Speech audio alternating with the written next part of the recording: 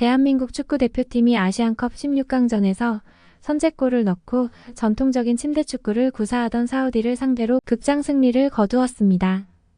무려 후반 추가 시간을 1분 남겨놓고 동점골을 넣어 드라마를 썼기에 더욱 극적인 승리였습니다. 유럽 축구를 호령하던 명장 만치니 감독을 열받게 만들어 승부차기 중 조기 퇴근을 시켜버린 장면이 특히 백미였습니다.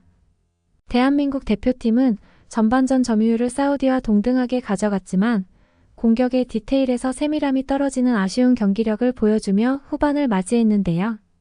이를 사우디의 명장 만치니 감독이 놓치지 않고 투입한 교체 선수가 후반전 시작하자마자 우리 대표팀의 허점을 찌르고 골을 꽂아 넣었습니다.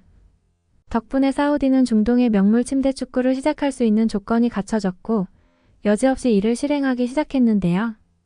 후반전 내내 우리 선수들과 부딪히기만 하면 사우디 선수들은 넘어져서 시간을 5분 가까이 끌었습니다. 그럼에도 주심에게 경고 한 장 제대로 받지 않고 수월하게 자신들의 페이스를 가져갔는데요.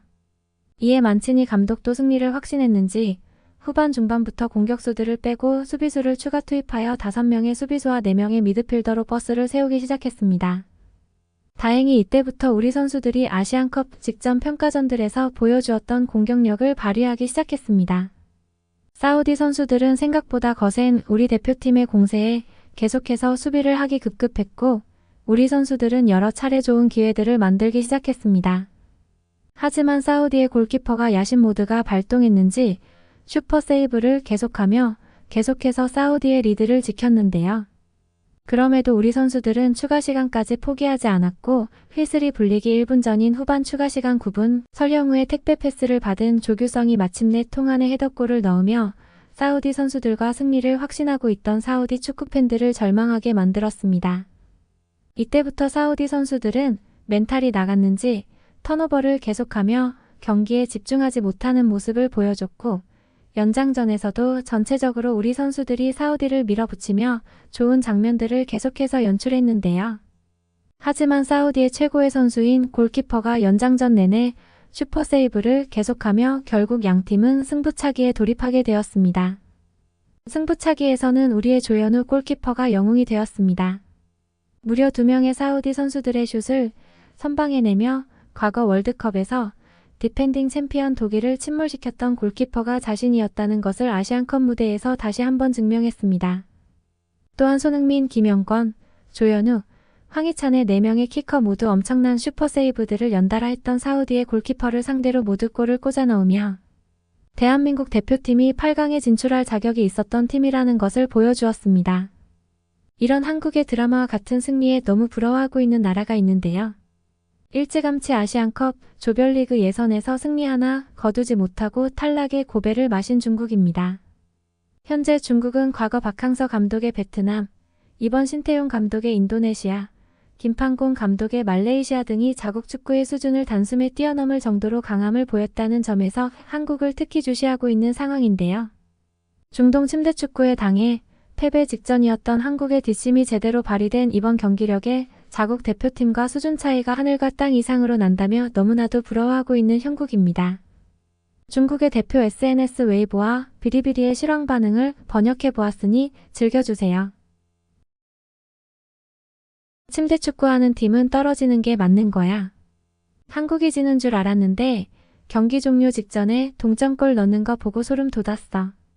우리 국대는 분명 뛰지 않고 포기했을 텐데 쟤들은 끝까지 뛰더라.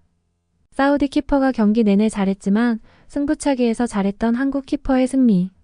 한국은 승부차기에서도 강했다. 우리 국대였으면 5골 중 2골도 간신히 넣었을 텐데. 사우디가 1골 넣고 너무 누워서 보는데 짜증날 정도였어. 그런데 심판이 휘슬을 안 불더라.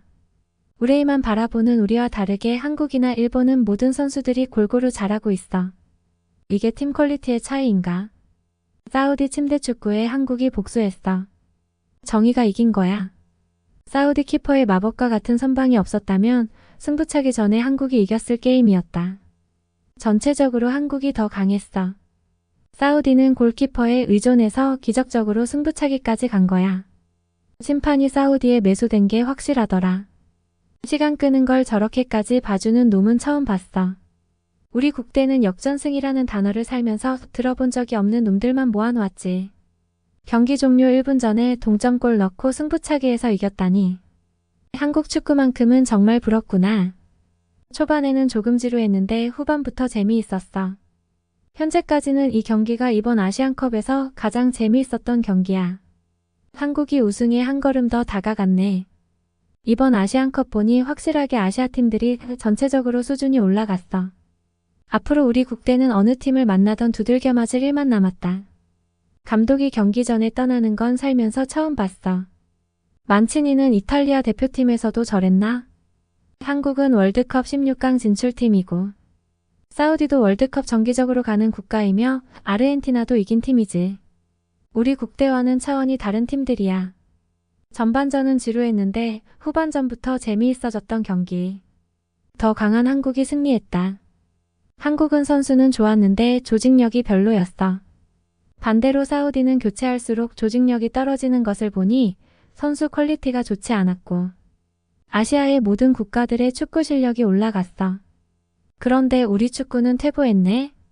한국이 이대로면 결승까지 올라갈 확률이 높아 보여. 반대로 일본은 이란과 홈팀인 카타르를 꺾어야 해서 쉽지 않아 보인다.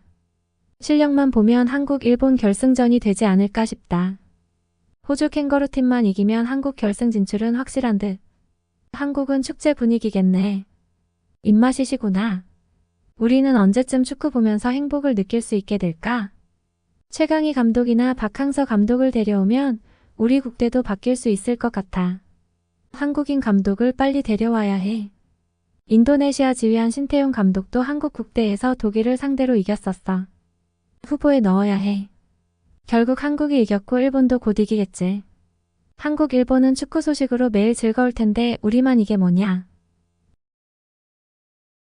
이처럼 지고 있어도 포기하지 않고 신사적인 플레이로 침대축구 강국 사우디를 상대로 매너와 실력 모든 면에서 우위를 보여준 한국의 플레이에 중국 축구팬들이 감복하고 있는 상황임을 확인할 수 있었습니다. 또한 답이 안 나오는 자국 대표팀의 경기력을 어찌해야 할지 고민하는 모습도 보였습니다. 하지만 조 단위를 투자했음에도 변하지 않는 중국 슈퍼리그의 수준에 이미 시진핑조차 손절하는 모습을 보였기 때문에 그 어떤 명장이 와도 축구에 한해서는 답이 없는 나라가 중국입니다. 때문에 필자는 국내 명장들이 중국 대표팀만큼은 가지 않았으면 하는 바람이네요. 로베르토 만치니 감독의 혈압을 올려 조기 퇴근시킨 대한민국 대표팀의 다음 8강전 상대는 강력한 우승 후보 중 하나인 호주입니다. 호주는 이틀 전에 이미 신태용 감독의 인도네시아를 상대로 4대 0으로 대승하며 충분한 휴식을 취하고 있는 상황인데요. 이틀이나 휴식을 손해보고 이번 16강전에서도 120분 혈투에 승부차기까지 치르며 모든 에너지를 연소한 대한민국 대표팀이 핸디캡을 안고 뛰게 될 예정입니다. 하지만 오늘처럼 끝까지 포기하지 않는 정신력으로 집중하며 이번 사우디전 말미에 보여준 공격력을 제대로 발휘한다면 이 불리한 경기를 뒤집을 역량이 대한민국 대표팀에 있다는 점을 믿어 의심치 않습니다. 2월 3일 아시안컵 8강 호주전에서 다시 한번 대한민국 대표팀이 드라마를 써내려가기를 응원합니다. 소중한 시간 내어 영상 시청해주셔서 감사합니다. 구독과 좋아요 부탁드리며 성실한 업로드 약속드리겠습니다. 감사합니다.